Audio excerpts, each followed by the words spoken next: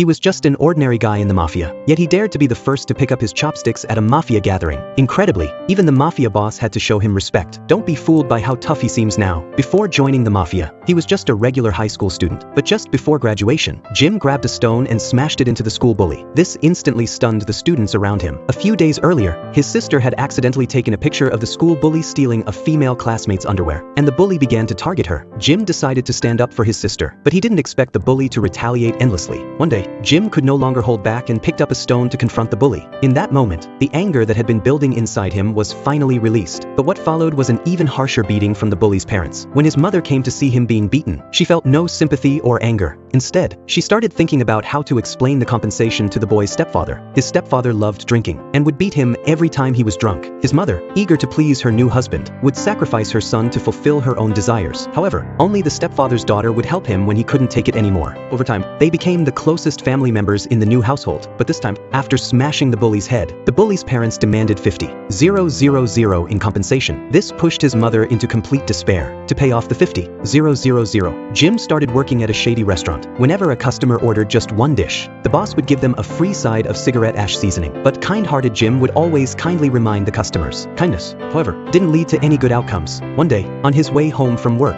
he was beaten by the bully and his gang from behind. They threatened that if Jim didn't pay the money within a day, they would continue to abuse him. But the money Jim had saved after working so hard wasn't even enough for a hamburger. To get rid of these demons as soon as possible, the next day, he asked his boss to advance his wages to cover the remaining compensation. But the boss not only refused but also mocked him. Jim instantly lost his temper. Little did he know that their conversation was overheard by the mafia boss, John, who was dining in the restaurant. John was the local mafia boss. What was surprising was that night, John had his men send Jim $50,000 and specifically told him that he didn't need to pay it back. All he had to do was go back and study hard. The next day, Jim and his mother went to the school to pay the compensation, but his mother didn't seem as happy as he had imagined. Instead, she suspected her son had done something wrong outside. This confused Jim completely. However, what happened next was even more unexpected. That night, his stepfather came to find him with a newly bought baseball bat. It turned out the school bully had personally called to humiliate his stepfather. He got up and tried to run outside, but he was struck by a bat from his stepfather, and his face crashed into the branches of a flower pot on the balcony. What Jim didn't expect was that the next day, the boss fired him because of the scar on his face. Little did he know that the boss's actions were what propelled Jim to the top of his life. At this point, eager to make money, sought out John. But strangely, when John realized Jim's intentions, he told Jim to leave, but Jim didn't back down.